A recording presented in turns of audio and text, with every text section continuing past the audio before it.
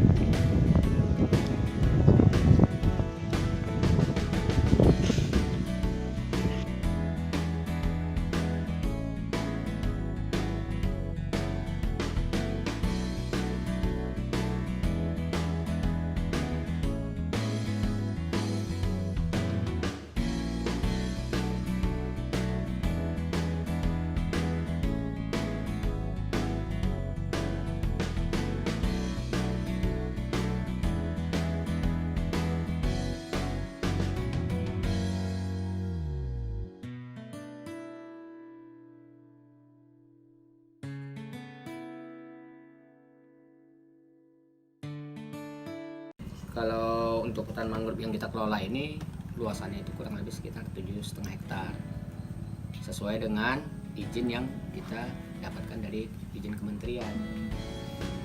Kan nggak semua, misalnya wilayah sana kita bisa mengelola karena punya batasan-batasan juga. Setiap wilayah itu ada batasannya.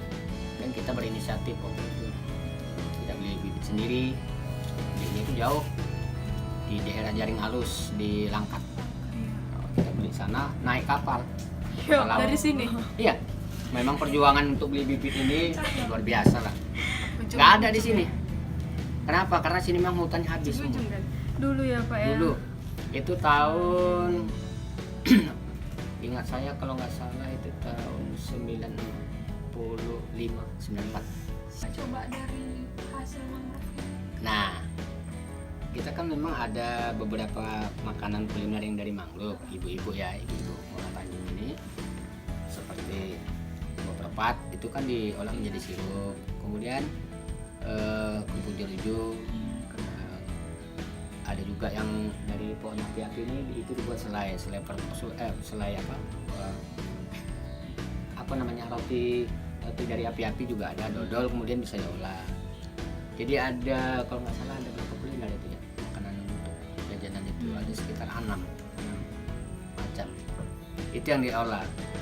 Cuman untuk pemasaran ini kan kita bicara soal terkait soal edukasi ini kan memang ada soal anak-anak sekolah juga ya yang sering melakukan edukasi. Jadi memang itu berdasarkan pesanan. Kenapa? Karena memang yang namanya makanan ini itu kan tidak bisa bertahan sampai lama ya. Paling dia 2 minggu, paling lama 3 minggu. Jadi dia expirednya itu tidak seperti sampai 2 bulan, 3 bulan. Karena nggak banyak pakai pengawet ya Pak ya. Oh jadi dia ada kalau ada pesanan di Iya. luar. Kita berdasarkan order ya pesanan. Kalau untuk kegiatan atau aktivitas wisatawan Pak, selain mungkin main pantai, main pinggir pantai itu ngapain aja? Kalau wisatawan itu terkait pelajar ataukah memang wisatawan luar atau lokal? Itu tergantung. Tergantung. Kalau misalnya wisatawan luar, ya tentunya mereka menikmati makanan-makanan seafood, itu juga ya kuliner ya. Selain berwisata, tentunya mereka ingin menikmati kuliner kita. Kira-kira rasanya untuk di sini gimana gitu.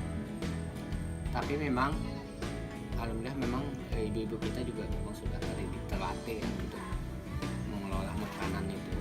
Kira-kira rasanya seperti apa. Kebanyakan wisatawan dari luar memang merasa puas lah dengan olahan kita gitu. Walaupun memang ada juga banyak kekurangan, tapi juga banyak juga yang merasa puas. Nah kemudian dari soal kualitas, kita juga memang harus jaga soal kualitas pemasaran, soal kualitas udangnya seperti apa, ikannya gitu-gitu. Itu yang harus kita jaga. Kalau misalnya kayak wisata belajar yang adik-adik biasanya kayak study tour gitu, Wisata edukasi ya. Hmm. Wisata Pembelajaran edukasi mangrove lah ya, ya, Pak. itu pasti ke situ. Tapi memang kita juga tidak menutup kemungkinan wisatawan edukasi ini kan ada juga banyak dari luar-luar juga yang kita terima. Contoh dulu pernah ada dari beberapa negara ya melakukan edukasi di sini. Selain dari Singapura, Filipina, banyak, Malaysia juga. Kemudian dari negara Uni Eropa yang terakhir itu ya, Kedutaan Inggris juga udah kemarin. mangrove tuh Pak belajar Iya, di sini. iya.